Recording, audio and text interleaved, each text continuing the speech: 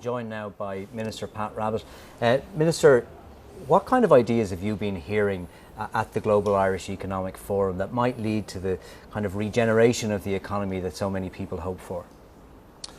Well, I mean, I don't think in any modern economy that you can have progress or make progress towards recovery in our case without innovation being at the heart of that fight back.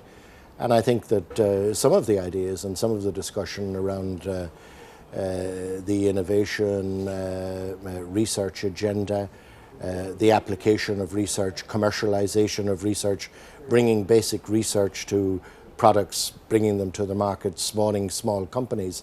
I think that area has been very interesting. And in addition, I think the discussion on the green economy and the role for energy efficiency, for example, the spin-off in employment in that area. I think these have been very interesting areas. Now, of course, everything is at an idea stage here. That's, I guess, what it's all about. Has there been anything that has struck you, say, in the area of green energy or that, any kind of ideas that are coming forward that you'd like to see more work done on? Well, I think, let me first say, I think it's also about networking. I mean, I think the real value of this experiment is that you're interacting with people who have an affinity with Ireland, or who have their origins in Ireland, or who are just well disposed to Ireland. And, there's a feeling that the tribe is in trouble and that they want to come to the assistance. And in that sense, those contacts are immensely valuable and I think very important. In the green energy area, there certainly are ideas. I'm not sure very many of them are novel.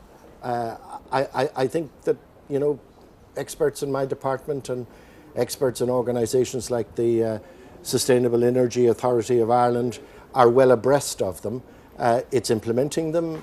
It's developing ideas like the smart grid. It's, creation of a new water company. Issues like this that we're working on that I think have been reinforced by the discussions that I've heard here. One of the big ideas to come out yesterday was this suggestion from the Irish Technology Leadership Group that they would make available the expertise of their members, leading executives in technology companies, to serve on state boards free gratis. What's your initial response to that? Very positive. I honestly think that without reflecting adversely on any particular state board, I'm not sure that governments in the past have had sufficient regard to the skill set that are necessary for appointment to such boards in the modern era. And I think there are deficiencies there, and I think they could benefit from that kind of expertise and mentoring, and it is something that I would welcome. So that idea of the Irish Technology Leadership Group to serve on state boards, is that one of the ideas that you'd like to follow up on? I certainly would like to follow up on it. Most of the state companies are in my remit, and I think they would benefit from that kind of experience and that kind of expertise.